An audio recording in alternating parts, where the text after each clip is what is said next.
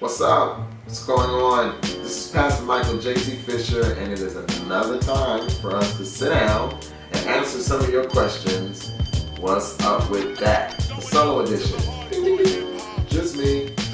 You know, one day I'm going to include Danny and Keith. One day. Maybe. Oh, and Lance. I just forget about him one day.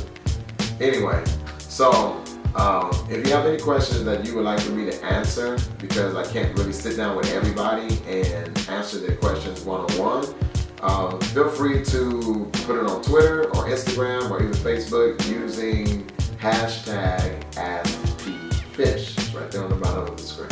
Hashtag AskPFish. And I will select the question, and if your question is one of the ones I select, then I will answer them here for you. So, question number one. Are you ready to roll? Let's go. Question number one is, what do I do with family members who are jealous of me, they're envious of me, and they don't want to see me succeed? I mean, who has family members that actually are envious of them? That doesn't happen, right? All of people's family love their success and what it is that they're doing. Okay, no food.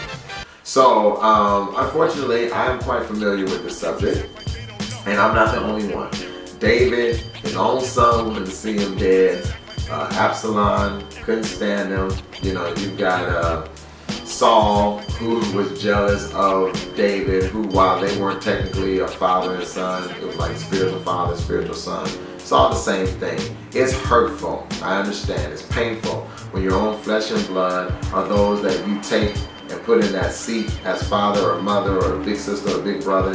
Don't want to see you succeed. But guess what? This is going to sound really, really, really harsh.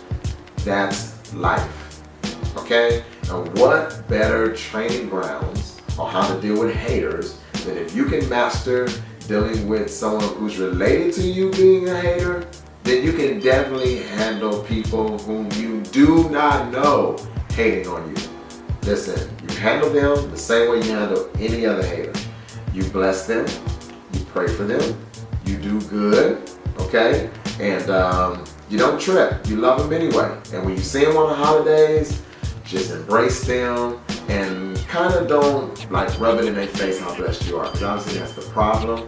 Just refrain, let them talk about how wonderful their life is, and just chill and just hope that hopefully they'll get it out of their spirit how much they hate you. It's not your fault that you're blessed or chosen. It's not. Alright? Don't let it detour you. You're alright. God will replace them with other people that will treat you better than your own flesh and blood. Trust me, I know. So sleepy. And one of those days I just want to go to sleep. Question number two is statement/question.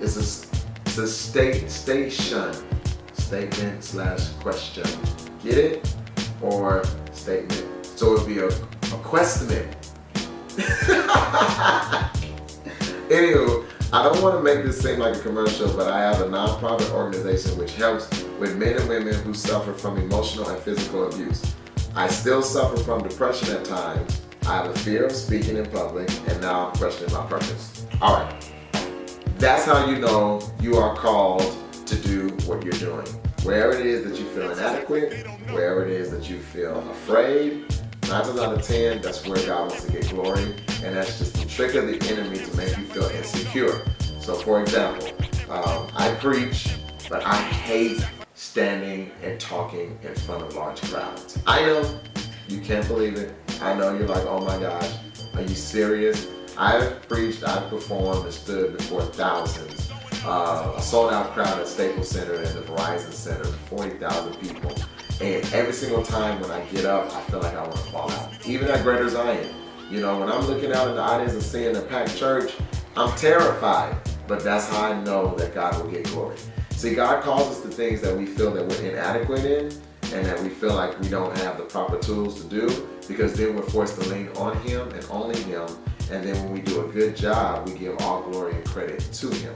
All right? So all because you feel like I haven't overcome my own stuff, so God can't be using me. Actually, that's exactly where He wants to use you. You have the experience, and you're going to stay humble through it, and you're going to give all credit unto the Lord when it succeeds. So, finish doing that business, continue to move forward with that nonprofit organization while you're still battling with depression, because how you overcome your personal depression is going to help those men and those women overcome their depression.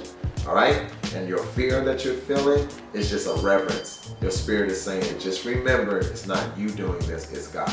So anybody out there that's been afraid to start something because you feel inadequate, I tell you, like the Lord told Peter, come, get off the boat, start walking on water. There's greatness waiting on you. There's greatness calling you. All right? He knows you're inadequate, but that's the reason why you lean on him.